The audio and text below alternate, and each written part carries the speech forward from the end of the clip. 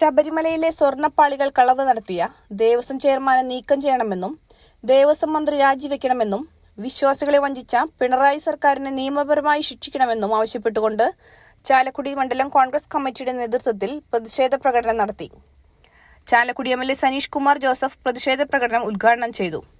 മണ്ഡലം president Johnny Pullan അധ്യക്ഷത വഹിച്ചു. Block president V O. Pailappan, municipal chairman Shibu Valappan, O S. Chandran, T L. Johnson, Valsan Chambakkara, Thomas Maliyekkal, Jithi Rajan, Indira Babu, Joy Kokkadan എന്നിവർ സംസാരിച്ചു.